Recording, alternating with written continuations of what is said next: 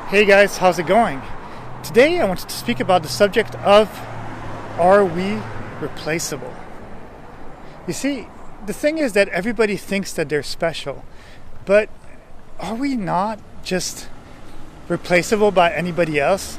Aren't there like other people in this earth, in this world, that can actually do the same things that we do, that we, even though we could be the best at them in some way or one of the best, there's still going to always be somebody else who does it better, or somebody else that can just replace whatever you're doing at your job, especially.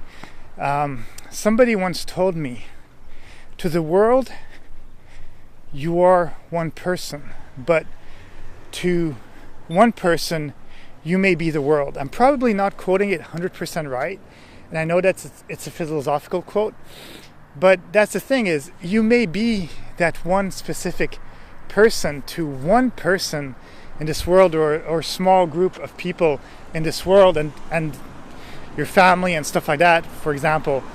But to some place like a job, you may be really good at your job, but unless you're doing something super intellectually hard, you're probably replaceable. And the thing is, in our society, at least growing up in the 80s, 90s, as a kid, parents always told you, or at least they told me, that you're special. You're very special. And because of that, I think that a lot of our society thinks that they're special and that they need to get more money. They're entitled to it, even though they might not have the experience or the knowledge for the thing, but because they were told that they were special, they think that they are replaceable. But the truth is that there's always going to be people who know whatever you are doing better than that, better than you.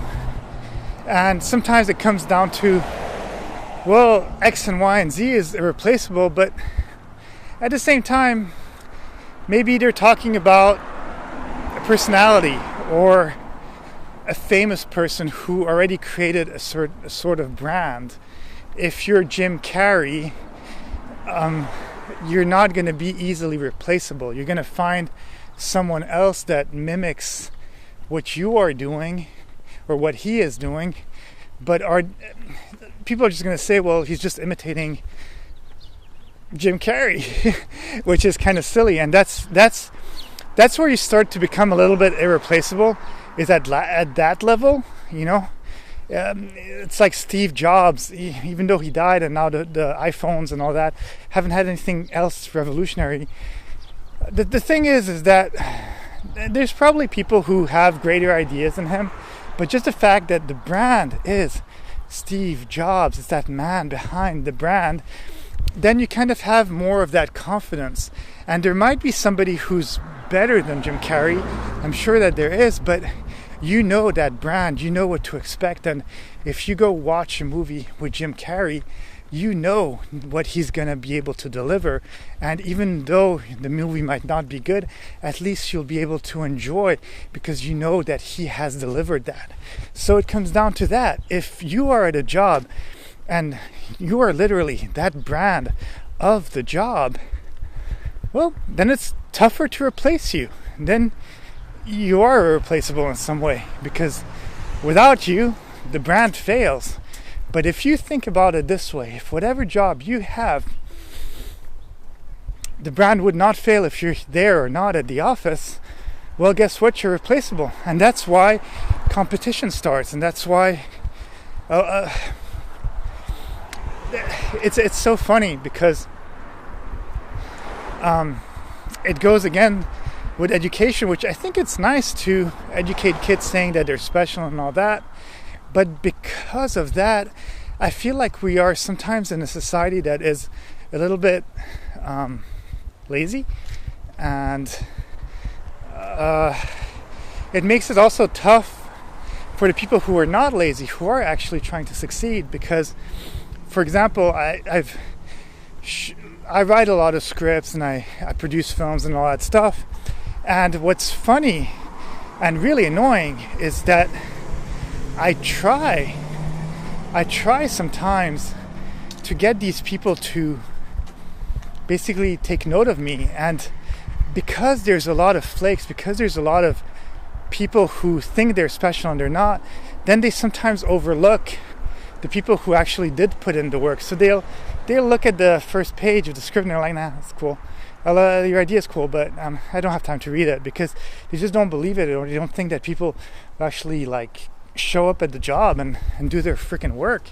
And that's where having connections and stuff like that will probably help you the most, because people want to work with friends in the end, and they also want to work with people who are great to work with. You might also not necessarily be the best person at the job, but you're good at it, and you're also very pleasant to be around, and then people will want to have you around. It's as simple as that. Go in a club alone, all moody and sad, people will not take notice of you. But go in a club surrounded by people laughing and dancing and being crazy, then that's what magnetism is. You're attracting people. So that's how you can become irreplaceable. And that's why people say, whenever you do a job, or whenever you have a job, try not to reveal everything that you do, because once you've revealed all your secrets, then somebody else can learn them. And that makes total sense to me. I mean, if you really think about it, if you know something that nobody else knows, then you become irreplaceable. Then you become that person. And even then, you could be replaceable because maybe the thing you're doing is not that special, and maybe somebody finds a better way of doing the thing. But at least if you keep a little bit of mystery, then it makes it more enticing for the person who's hiring you and stuff like that to keep you. But of course, to your family, to your mom, to maybe your girlfriend, to stuff like that, you're not replaceable, because it just makes sense. I mean, after all, if your mom is your mom, well, she gave birth to you, so of course you're special. She doesn't give birth to people all the time. And if you give time to your friends and family and people around you, then obviously you're irreplaceable to them, but that's to them, not to your job, if that makes sense. So yeah, that's what I think about the subject. I hope you enjoyed my talk, and I will talk to you soon.